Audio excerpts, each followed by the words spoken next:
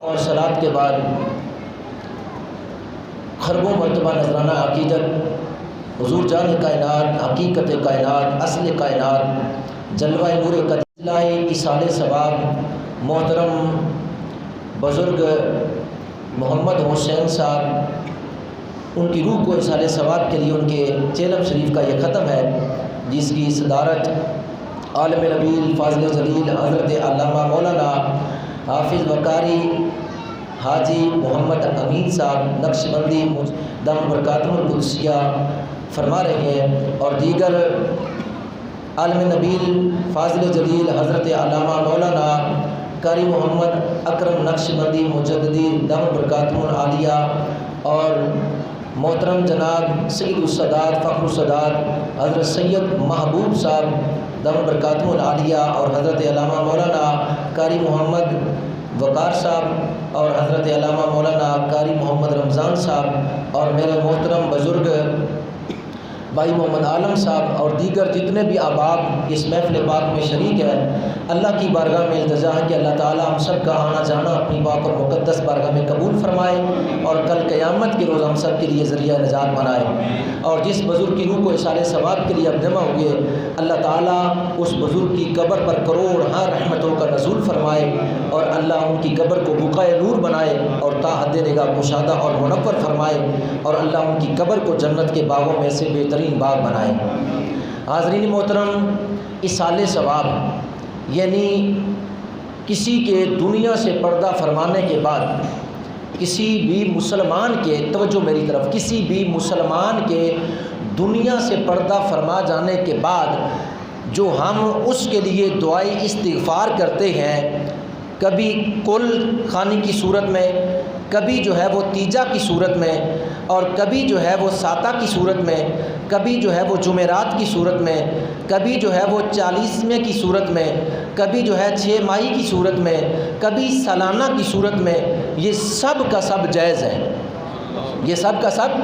جائز ہے۔ ایک بھی قرآن کی آیت نہیں، ایک بھی احادیث نہیں جس میں اللہ نے فرمایا یا نبی پاک صلی اللہ علیہ وسلم نے فرمایا کہ تمہارا مرنے والا جو مرا ہے اس کے لیے تم دعا کرتے ہو تو ہم قبول نہیں کریں گے۔ کسی بھی آیت میں یہ بات نہیں ہے، اور کسی بھی جو ہے وہ حدیث میں مصطفیٰ جان رحمت صلی اللہ علیہ وسلم نے نہیں فرمایا کہ یہ تمہاری دعا، تمہارا ایصال ثواب کرنا یہ شرک ہے یا بدعت ہے یا گناہ ہے یا یہ جائز نہیں ہے، ممنوع ہے۔ کسی بھی قرآن کی آیت سے یہ ثابت نہیں ہے، تو نہ ہی کسی حدیث سے یہ منع ہے، نہ قرآن سے منع ہے نہ احادیث سے منع ہے۔ ایصال ثواب کرنا مستحب عمل ہے، مستحب عمل ہے، تو ہم ایصال ثواب کرتے ہیں، یعنی اپنے مرنے والے کی روح کو ایصال ثواب یعنی قرآن پاک پڑھ کر، یعنی بدنی عبادات کے ذریعے یا مالی عبادات کے ذریعے، بدنی عبادات کے ذریعے مثلاً اس کی طرف سے نماز ادا کر کے، نوافل ادا کر کے، یعنی اس مرنے والے کو نفلوں کا ثواب پہنچا کر، اس مرنے والے کو جو ہے وہ بدنی روزوں کا ثواب پہنچا کر، اس مرنے والے کو حج کا ثواب پہنچا کر، اس مرنے والے کو صدقہ و خیرات کر کے، یعنی یہ جو ہم ایصال ثواب کرتے ہیں اس کا ثبوت قرآن میں بھی موجود ہے، حدیث مصطفیٰ میں بھی موجود ہے، اور اہل ایمان کی نشانی ہے۔ اور ایصال ثواب کیا ہی صرف مومن کے لیے کیا جاتا ہے، ایصال ثواب مومن کے لیے کیا جاتا ہے۔ اگر آپ کافر کے لیے، مشرک کے لیے یا منافق کے لیے ایصال ثواب کریں گے تو اس کو کوئی فائدہ نہیں ہوگا، اس کو کوئی فائدہ نہیں ہوگا۔ لہٰذا اہل ایمان کا ہی کام ہے اہل ایمان کے لیے دعائے استغفار کرنا، اہل ایمان کا، مومنین کا ہی کام ہے کہ مومنین کے لیے ایصال ثواب کرنا، اس کے لیے بخشش کی دعا کرنا۔ اس کا حکم جو ہے اللہ نے قرآن میں فرمایا والذین جاؤوا من بعدہم یقولون، اور وہ جو بعد میں آئے، اور وہ جو ان کے بعد آئے وہ عرض کرتے ہیں، تو جو میری طرف ہے، یقولون ربنا اغفر لنا، جو بعد میں آئے وہ عرض کرتے ہیں کہ اے ہمارے رب ربنا اغفر لنا، ہمیں بخش دے، وَلِإِخْوَانِنَا الَّذِينَ سَبَقُونَا بِالْإِيمَانِ، اور ہمارے ان بھائیوں کو بخش دے جو ہم سے قبل ایمان لائے، سبحان اللہ، جو ہم سے پہلے ایمان لائے۔ دعا کر رہا ہے ایک مومن اللہ کی بارگاہ میں، اے اللہ مجھے بھی بخش دے اور ان کو بھی بخش دے جو ہم سے پہلے سبقونا بالایمان، جو ہم سے پہلے ایمان لائے، ان کو بھی بخش دے۔ تو گویا کہ یہ قرآن کریم کی آیت ہے، اللہ اہل ایمان کی طرف اشارہ فرما کے یہ بتلا رہا ہے کہ دعائے استغفار کرنا، ایصال ثواب کرنا مومنین کا طریقہ ہے، اور مومنین کے لیے دعا کرنا مومنین کا ہی طریقہ ہے۔ مومنوں کے لیے دعائے بخشش کرنا مومنوں کا طریقہ ہے، کافروں کا طریقہ، کافر دعا نہیں کرتے،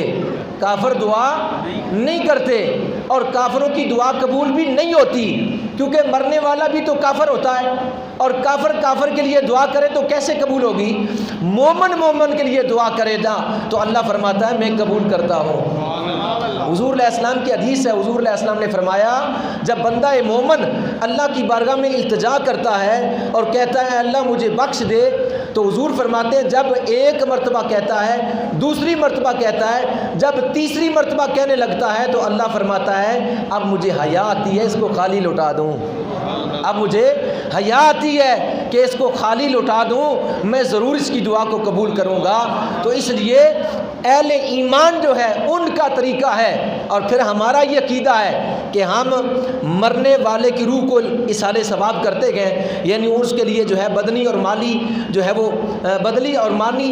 یعنی مالی لحاظ سے بھی اور بدنی عبادات کے ذریعے بھی ہم اس کی بخشش کے لیے دعا کرتے ہیں۔ یہ دعا قرآن پاک سے ثابت ہے، اور ہم نماز کے اندر یہ کہتے ہیں، کوئی بھی مکتبہ فکر کا بندہ ہے وہ کہتا ہے ربنا اغفر لی ولوالدی وللمؤمنین یوم یقوم الحساب، اے اللہ مجھے بھی بخش دے اور میرے والدین کو بھی بخش دے، اگر زندہ ہیں تب بخش دے،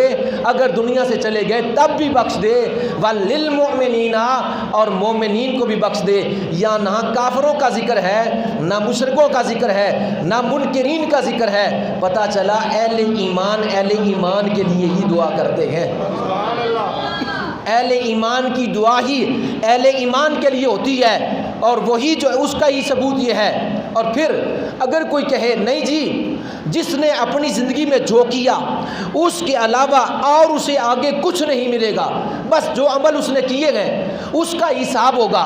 اس کا حساب و کتاب ہوگا، اس کے علاوہ اگر اس نے کسی اور نے اس کے لیے کچھ کیا،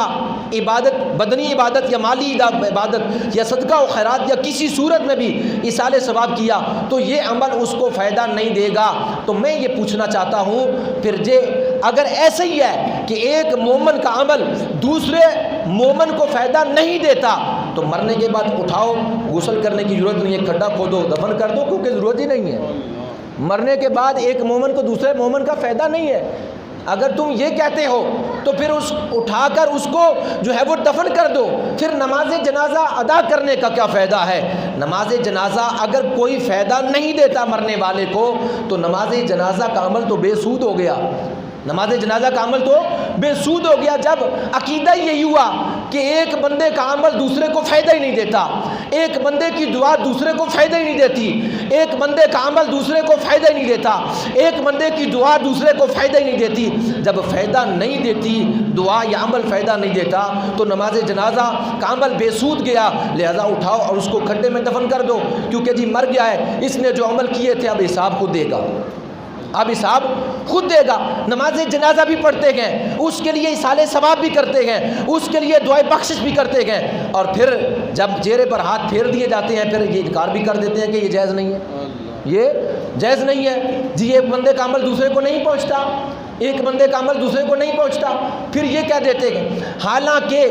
نبی کریم صلی اللہ تعالی علیہ وسلم کی حدیث مبارکہ ہے، آقا مصطفیٰ جان رحمت صلی اللہ علیہ وسلم نے ارشاد فرمایا کہ قیامت کے دن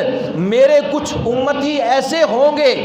امام طبرانی نے اس حدیث کو نقل کیا، قیامت کے دن میرے کچھ امتی ایسے ہوں گے کہ جن کو قبروں میں دفن کیا گیا تھا تو ان کے نامہ اعمال جو ہے وہ گندے تھے، گناہوں سے آلودہ تھے، پر تھے گناہوں سے، لیکن جب قیامت کے روز وہ محشر کے میدان میں آئیں گے تو ان کے پلڑے میں ایک بھی برائی نہیں ہوگی، ساری نیکیاں ہی نیکیاں ہوگی، ساری نیکیاں ہی نیکیاں ہوگی۔ صحابہ نے عرض کیا یا رسول اللہ، آپ خود ارشاد فرما رہے ہیں کہ جب ان کو دفن کیا جائے گا تو اس وقت گناہ ان کے پلڑے میں ہوں گے، ان کے اعمال گناہوں سے گندے ہوں گے، اور جب نکالے جائیں گے محشر کے میدان میں تو گناہ نہیں ہوں گے، نیکیاں ہی نیکیاں ہوں گی۔ وہ گناہ کہاں جائیں گے؟ اب میں پوچھنا چاہتا ہوں، اگر ایک بندے کا عمل صرف ایک بندے کا اپنے ہی لیے تھا، دوسرے کا عمل اس کو فائدہ نہیں دیتا تھا، تو پھر میں پوچھنا چاہتا ہوں کہ اس بندے نے مرنے کے بعد کون سا ایسا عمل کیا ہے کہ جس کی وجہ سے اس کے گناہ قبر میں مٹ گئے ہیں یا مٹا دیے گئے ہیں؟ مرنے کے بعد تو عمل نہیں ہے، کیونکہ دنیا عمل کی دنیا ہے، مرنے کے بعد حساب کی دنیا ہے۔ دنیا عمل کی دنیا ہے، مرنے کے بعد عمل کی دنیا نہیں، حساب کی دنیا ہے۔ عمل یہاں جتنا کرنا ہے کر لے، مرنے کے بعد تو حساب ہی ہوگا اور عمل نہیں ہوگا۔ اب اس مرنے والے نے کون سا ایسا عمل کیا کہ جب داخل ہوا تھا قبر کے اندر تو گناہگار تھا، اور جب نکلا معاشر کے میدان میں تو اس وقت جو ہے وہ ساری نیکیاں نیکیاں تھی، عمل تو کیا نہیں، تو پھر کس وجہ سے یہ ساری جو ہے وہ برائیاں نیکیوں میں تبدیل ہو گئی؟ مصطفیٰ کریم علیہ السلام نے فرمایا اپنے صحابہ کو، فرمایا میرے صحابہ جس وقت داخل کیے گئے تھے قبروں میں تو اس وقت ان کے نامہ اعمال میں گناہ تھے، لیکن جب نکالے گئے تو گناہ نہیں تھے۔ اس کی وجہ یہ ہے کہ جو اس کے اہل عیال تھے، جو اس کے احباب تھے، جو اس کے بیوی بچے تھے، جو اس کے رشتہ دار تھے، جو اس کے دوست تھے، جنہوں نے اس کے حق میں اللہ کے حضور اس کی سفارش کے لیے دعائے بخشش کی ہے، یہ اس دعائے بخشش کا کیا ہے کہ اللہ نے اس دعا کو قبول فرما کے اس کی برائیوں کو نیکیوں میں تبدیل فرما دیا ہے، مرنے والے کو بخش دیا ہے، مرنے والے کو بخش دیا ہے۔ اگر عمل کا فائدہ نہیں ہوتا تھا تو مصطفیٰ کریم علیہ السلام ارشاد فرما دیتے، جیسا کہ ایک صحابی حضور کی بارگاہ میں آیا، عرض کیا میری والدہ فوت ہو گئی، اس کی طرف سے صدقہ کروں تو کیا قبول ہوگا؟ فرمایا نعم، کیوں نہیں، تو صدقہ دے، اللہ اس کو قبول فرمائے گا۔ نبی کریم صلی اللہ علیہ وسلم کے غلاموں پروانوں، لہٰذا ایک بندے کا عمل دوسرے بندے کو فائدہ دیتا ہے، ایک بندے کا عمل دوسرے بندے کو فائدہ دیتا ہے، اور پھر اس کا جو اس نے کیا ہے، مثلا حج کیا تھا، اس کا ثواب مرنے والے کو کر دیا، مثلا صدقہ خیرات کی، اس کا ثواب مرنے والے کو، مثلا مسجد بنائی، اس کا ثواب مرنے والے کو، مثلا جو ہے کنواں کھدوایا، اس کا ثواب مرنے والے کو، کوئی اسپتال بنا دیا، اس کا ثواب مرنے والے کو، کوئی بھی نیکی کا عمل کیا، کسی جو ہے وہ بیوہ کا سہارا بن گیا، کسی یتیم کے سر پر ہاتھ رکھ دیا اور نیت یہ کر لی اس کا ثواب میں اپنے باپ کو پہنچاتا ہوں، اپنی والدہ کو پہنچاتا ہوں، عمل یہ کر رہا ہے، ثواب اس کو مل رہا ہے۔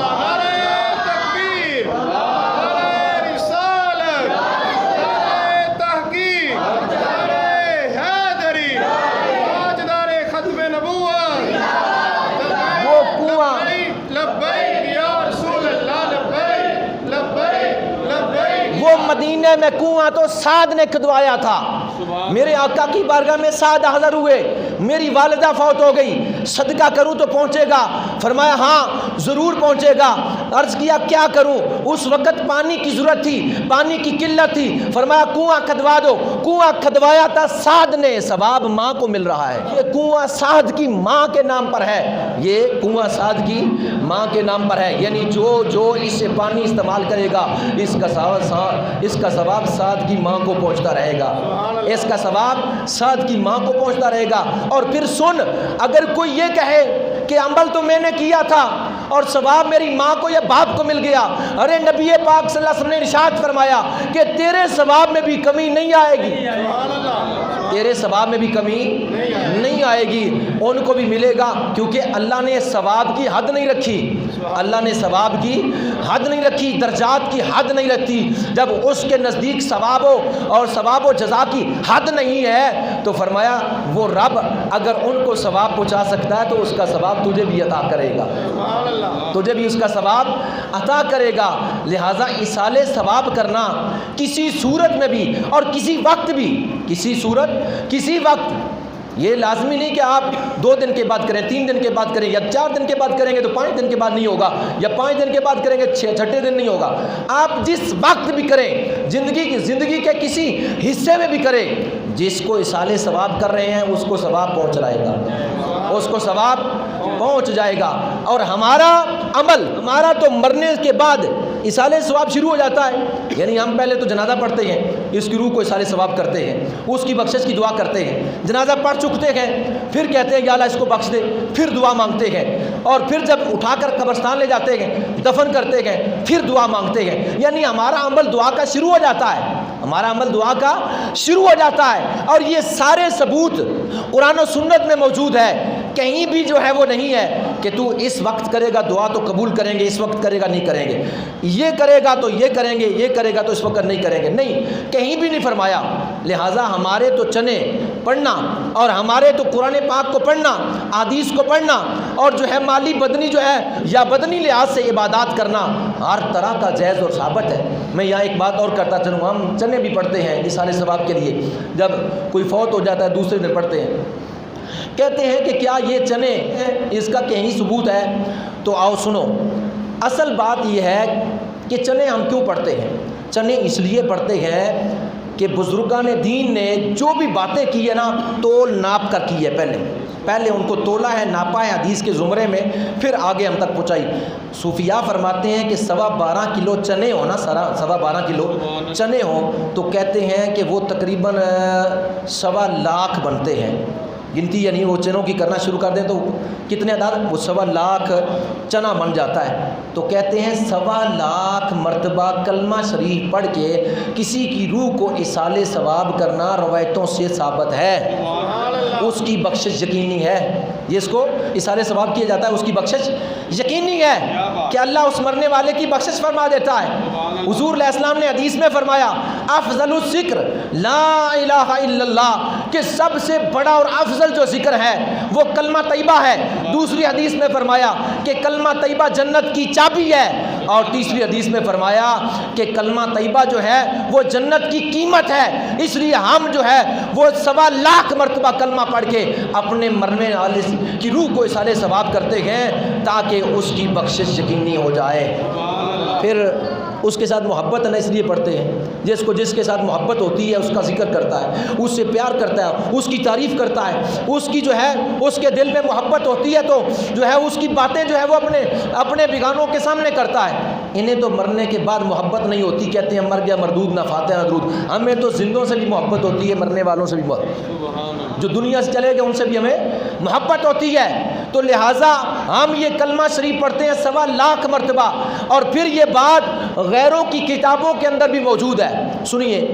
تہذیب الناس ایک کتاب ہے مولوی قاسم ننوتوی کی، اس میں یہ بات لکھی ہے کہ حضرت سیدنا جنید بغدادی رحمۃ اللہ تعالیٰ علیہ ان کا ایک مرید تھا اور اہل کشف میں سے تھا، یعنی کشفی علم رکھتا تھا۔ اس کی آنکھوں کے سامنے سے اللہ پردے ہٹا دیتا اور قبر کے اندر جو مردے کی حالت ہوا کرتی وہ دکھا دیتا، یعنی اس منزل پر وہ فائز تھا، اہل کشف میں سے تھا جنید بغدادی کا مرید۔ وہ گیا اپنے شیخ کامل کے پاس اور اس نے جا کر عرض کیا حضور میری والدہ میں دیکھ رہا ہوں کہ جہنم کے اندر جل رہی ہے، میری والدہ جہنم کے اندر جل رہی ہے، میں دیکھ رہا ہوں اس کو۔ آپ نے فرمایا اچھا۔ حضرت جنید بغدادی رحمۃ اللہ تعالیٰ نے اس کو بتایا نہیں، اپنے دل ہی دل میں آپ نے 1.25 لاکھ مرتبہ کلمہ شریف پڑھا ہوا تھا، سبحان اللہ، 1.25 لاکھ مرتبہ کلمہ شریف پڑھا ہوا تھا۔ اس وجہ سے اس کی والدہ کی روح کو ایصال ثواب کر دیا کہ اللہ کے محبوب نے فرمایا ہے کہ اگر اتنا کلمہ کسی جو ہے مرنے والے کی روح کو پہنچا دیا جائے تو اس کی بخشش یقینی ہے۔ اس وجہ سے آپ نے 1.25 لاکھ کلمہ اس کی والدہ کو دل ہی دل میں جو ہے وہ ایصال ثواب کر دیا۔ ادھر ایصال ثواب کرنا تھا، جتنا جلدی ایصال ثواب پہنچتا ہے اتنی جلدی بجلی نہیں پہنچ سکتی۔ تو فرماتے ہیں ابھی تو کلمات مکمل ہوئے تھے، میں نے اسی نوجوان کو ہاش و بشاش دیکھا، یعنی مسکراتے ہوئے دیکھا، خوش و خرم دیکھا، اور میں نے پوچھا تجھے کیا ہوا؟ ابھی تو غمگین تھا، ابھی تو افسردہ تھا، ابھی تو پریشان تھا، اب کیا ہوا ہے؟ اس نے کہا حضور میں اپنی والدہ کو دیکھ رہا ہوں، وہ جنت کی طرف جا رہی ہے۔ میں اپنی والدہ کو دیکھ رہا ہوں وہ جنت کی طرف جا رہی ہے. ہم اس لیے جو ہے وہ اصالِ ثواب کے لیے جمع ہو جاتے ہیں اور مرنے والے کی روح کو اصالِ ثواب کے لیے چنے پڑتے ہیں. اکابرین کہتے ہیں کہ وہ گٹلیوں کے اوپر بھی پڑا جاتا ہے, لیکن اتنی گٹلیاں کہاں سے اکٹھی کریں؟ وہ کنکریوں کے اوپر بھی پڑا جاتا ہے, اتنی کہاں سے اکٹھی کریں؟ دقت ہوتی ہے, تکلیف ہوتی ہے. لہٰذا چنے لے آؤ جو ہے اصالِ ثواب کے لیے. چنے پڑے بھی جائیں گے اور طعام کے لیے کام بھی آ جائیں گے, کھانے کے کام بھی وہ پڑے بھی جائیں گے اور کھانے کے کام بھی آ جائیں گے. اور اگر کسی ذی روح کو, جو مسلمان اگر کسی ذی روح کو جس کے جسم کے اندر روح ہے, اس کو ایک گھونٹ پانی پلا دیا یا ایک لقمہ کھانا کھلا دیا, میرے مصطفیٰ کریم علیہ السلام نے فرمایا کھانا اور پانی پلانے والے کی بخشش ہو جائے گی اور اللہ اس کو جنت عطا فرما دے گا. اور وہ رمضان مبارک میں علماء حدیث بیان کرتے ہیں, حضور نے فرمایا اگر کھجور کا خشک ٹکڑا, اس کا ایک چھلکا ہی اگر کسی روزے دار کو کھلا دیا تو اللہ اس کی بخشش فرما دے گا. کسی کو پانی پلا دیا ہے, دیکھا ہے سنانی بخاری کے اندر حدیث ہے کہ بندے نے جو ہے کتے کو سیراب کیا تھا, اللہ نے اس جو ہے عمل کی وجہ سے وہ جنت عطا فرما دی. ارے اگر کسی کتے کو پانی پلائے تو اللہ اس عمل کی وجہ سے اس مسلمان مومن کی بخشش کر دیتا ہے, اس کو جنت عطا کرتا ہے. تو نبی کے غلاموں کو اگر پانی سے سیراب کیا جائے, کھانے سے پیٹ بھر دیے جائیں, تو جب ان کے منہ سے جو ہے دعائیں نکلے گی تو کھلانے والے پلانے والے کی بخشش کیوں نہ ہوگی, اور جو جس کی روح کے لیے نیت کی گئی تھی اس کی بخشش کیوں نہ ہوگی.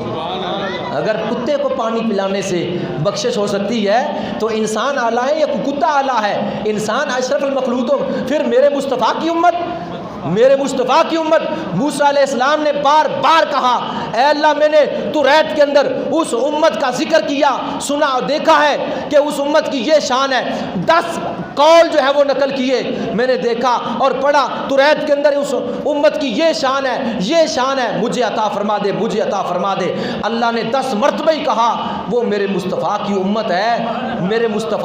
ہے. تو جناب آخری مرتبہ حضرت موسیٰ علیہ السلام نے عرض کر دیا اگر اس امت وہ مجھے امت نہیں عطا کرتا تو پھر تیری بارگاہ میں عرض کرتا ہوں اس امت میں مجھے بھی شامل فرما دے. کتے کو پانی پلائیں تو بخشش ہو جائے, امت مصطفیٰ کو پانی کھانا کھلائیں تو پھر بخشش کیوں نہیں ہوگی؟ میں پوچھتا ہوں ان سے جو اگر ان کے پاس کوئی مہمان آ جائے بھوکا بھیج دیا کریں یا پانی پوچھے بغیر بھیج دیا کریں, کہیں یہ جائز نہیں ہے. ان کو بھی تو پانی پلاتے ہو, ان کو بھی تو کھانا کھلاتے ہو, تو یہ تو اتنے دور سے مہمان آئے تو کیا ان کو بغیر کھانا کھلائے اور بغیر پانی پلائے ان کو بھیج دے؟ یہ کہاں کا اصول ہے؟ اگر کسی کو اسی طرح بغیر کھانا کھلائے پانی پلائے بھیج دیں تو اللہ بھی ناراض ہوتا ہے, اس کا نبی بھی ناراض ہوتا ہے, کیونکہ مہمان ایک بہت بڑی رحمت ہوا کرتی ہے. نبی پاک صلی اللہ علیہ وسلم کی حدیث میں ہے, حضور علیہ السلام نے فرمایا جب اللہ کسی بندے پر راضی ہوتا ہے تو اس کے گھر میں مہمان بھیج دیتا ہے, اور جب اس سے زیادہ راضی ہوتا ہے اس علاقے پر بارش نازل کر دیتا ہے, جب اس سے بھی زیادہ راضی ہوتا ہے اس گھر والے کے گھر میں بچی پیدا کر دیتا ہے. یہ حدیث کے 3 الفاظ ہے. فرمایا جب راضی ہوتا ہے تو مہمان بھیج دیتا ہے, اگر اس سے زیادہ راضی ہوتا ہے تو بارش نازل کر دیتا ہے, اگر اس سے زیادہ راضی ہوتا ہے گھر میں بچی پیدا کر دیتا ہے. کہیں سے بھی یہ بات نہیں ملتی کہ جناب بندہ کہ تم یہ جو عمل کرتے ہو یہ ٹھیک نہیں ہے, یہ شرک ہے یا یہ گناہ ہے یا ممنوع ہے. اگر کوئی کہتا ہے ممنوع تو آئے سامنے قیامت تک چلنا ہے, پیش کرے دلیل کہ ممنوع کیسے ہے. اگر کوئی کہے نجائز تو نجائز ہونے پر جو ہے وہ دلیل پیش کرے. اگر کوئی کہتا ہے شرک تو شرک ہونے پر جو ہے وہ, اگر کوئی کہتا ہے بدعت تو اس کو بدعت ہونے پر جو ہے اس پر دلیل پیش کرے. دلیل تو لائے, دلیل ہے نہ ہو تو اپنے منہ سے ہی کہتا جائے یہ جائز نہیں ہے, یہ جائز نہیں ہے. تو پھر اتنے روزمرہ زندگی کے کام ہیں جو تو خود کرتا ہے, کیا وہ قرآن و سنت میں ہے؟ کیا وہ قرآن و سنت میں ہے؟ اس وقت تجھے قرآن و سنت جائز نہیں نظر نہیں آتی. اور جب بھی کوئی اصالِ ثواب کی محفل ہو, میلاد النبی کی ہو, معراج النبی کی ہو, میلاد النبی کی ہو, اور کوئی بھی محفل ہو جو ہے تو کہتا ہے کہ یہ جائز نہیں, اس کا جو ہے وہ ثبوت قرآن میں نہیں ہے جی, اس کا جو ہے حدیث میں نہیں ہے جی, اس کا جی صحابہ سے نہیں ہے جی, اس کا تو ثابت تو کر. کس صحابی نے منع فرمایا, کس نبی نے منع فرمایا؟ قرآن کی کون سی آیت ہے جس میں یہ لکھا ہوا ہو کہ اگر تم جو ہے تیجا کرو گے تو ہم قبول نہیں کریں گے، یا تم جو ہے دعا کرو گے ہم قبول نہیں کریں گے، بلکہ اللہ کے محبوب کو اللہ نے فرمایا محبوب اپنے امتیوں کو کہہ دو کہ تمہارا رب تمہارے بالکل قریب ہے اور تمہاری دعاؤں کو سنتا ہے، اور جب تم جو ہے اس کو پکارتے ہو تو وہ تمہاری پکار پر لبیک کہتا ہے، تم اس کی بارگاہ میں دعا کرتے ہو اور تمہاری دعا کو وہ قبول کرتا ہے، تمہاری دعا کو وہ قبول کرتا ہے۔ تو نبی کریم صلی اللہ علیہ وسلم کے غلاموں پروانوں، ہم پھر اکثر یہ بھی ہوتا ہے، ہم یہ کہتے ہیں جب اصالِ ثواب کی محفل ہو، کہتے ہیں جی 1 مرتبہ سورۃ فاتحہ پڑھیے اور 3 مرتبہ قل شریف پڑھیے، کہتے ہیں اس کی وجہ کیا؟ اس کی وجہ یہ ہے کہ سورۃ فاتحہ کے متعلق یہ بات آئی ہے کہ جبریل علیہ السلام جب آتے قرآن کی آیت لے کر نبی کی بارگاہ میں، قرآن کا نزول ہوتا تو جبریل اکیلے آیا کرتے تھے، جبریل اکیلے آیا کرتے تھے قرآن کی آیت لے کر حضور کی بارگاہ میں، لیکن جب سورۃ فاتحہ کا نزول ہونے لگا اللہ نے فرمایا جبریل 70,000 فرشتوں کو لے کر جا، 70,000 فرشتوں کو لے کر جا۔ یہ اتنی فضیلت کی حامل ہے اور یہ بار بار نمازوں کے اندر پڑھی جانے والی صورت ہے، تو لہٰذا اس کی فضیلت بہت زیادہ ہے۔ اس لیے جب یہ نازل ہوئی تو شیطان چیخنے لگا، گھبرانے لگا، تڑپنے لگا، اس کی ذریت نے کہا کیا بات ہے؟ اس نے کہا ایسی آیات نازل ہو گئی ہے اگر نبی کی امت نے اس کو تلاوت کیا تو بخشی جائے گی، لہٰذا اتنی فضیلت والی یہ سورت جس کے نازل ہونے پر 70,000 فرشتوں کا نزول ہو، اس لیے تو ہم کہتے ہیں کہ سورۃ فاتحہ 1 مرتبہ پڑھ لو۔ پھر اس کی فضیلت یہ ہے کہ میرے آقا نے ارشاد فرمایا کہ سورۃ فاتحہ کو اگر ترازو کے ایک پلڑے میں رکھا جائے، سورۃ فاتحہ کو اگر ترازو کے ایک پلڑے میں رکھا جائے، دوسرے پلڑے میں پورا قرآن رکھا جائے، حضور نے فرمایا پورے قرآن کو 7 مرتبہ اس کے ساتھ تولا جائے تب بھی یہ وزن، پورے قرآن کو 7 مرتبہ اس کے ساتھ وزن کیا جائے تو تب بھی اس کی فضیلت زیادہ ہے۔ اس لیے تو مولا علی نے فرمایا تھا کہ اگر میں بسم اللہ شریف کی شرح کر دوں تو 70 اونٹ بھر جائیں، تو جب بسم اللہ شریف کی شرح کرنے سے 70 اونٹ بھر جائیں تو سورۃ فاتحہ کی شرح میں کتنا ثواب ہوگا۔ پھر ہم کہتے ہیں آخری باتیں چند، کیونکہ نماز کا وقت ہو رہا ہے، یہ موضوع بہت لمبا طویل ہے، پھر ہم کہتے ہیں جی 3 مرتبہ قل شریف پڑھیے، اس لیے علماء بیٹھے ہیں، پوچھئے بسم اللہ الرحمن الرحیم کے ساتھ جو بندہ سورۃ اخلاص کو 3 مرتبہ پڑھتا ہے، 3 مرتبہ پڑھتا ہے، پورے قرآن کا ثواب ملتا ہے۔ کم وقت میں تھوڑے سے جو ہے وہ لمحات میں اگر ایک بندہ ایک قرآن پاک پڑھ دے تو 100 بندہ بیٹھا ہوا ہو تو کتنے قرآن پاک پیش کر دیے جائیں۔ اس لیے کہتے ہیں کہ جی 1 مرتبہ سورۃ فاتحہ اور 3 مرتبہ قل شریف پڑھیے تاکہ مرنے والے کی روح کو اتنے قرآن پاک کا ثواب پہنچ جائے۔ یہ تحفہ جب پہنچتا ہے جبریل علیہ السلام پیش کرتے ہیں اور اس کو کہتے ہیں مرنے والے یہ تحفہ تیرے باپ نے دیا، یہ تیری ماں نے بھیجا، یہ تیری بیوی نے بھیجا، یہ تیرے بیٹے نے بھیجا، تیری بیٹی نے بھیجا، تیرے فلان دوست نے بھیجا ہے، اس کو قبول کر۔ اور وہ قبول بھی کرتا ہے، آس پاس والوں کو بتاتا بھی ہے دیکھو تحفہ آیا ہے،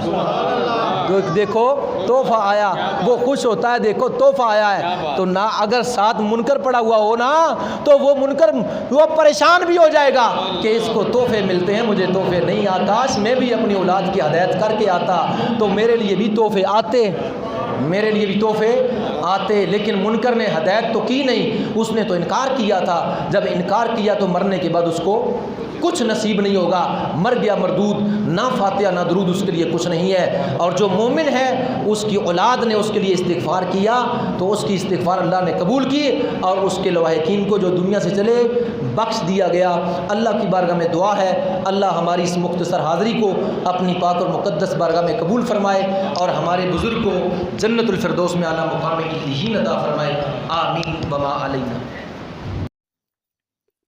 مزید معلومات کے لیے ہمارا یوٹیوب چینل فیضان زندہ پیر وزٹ کیجیے۔ مزید معلومات کے لیے ہمارا یوٹیوب چینل فیضان زندہ پیر وزٹ کیجیے۔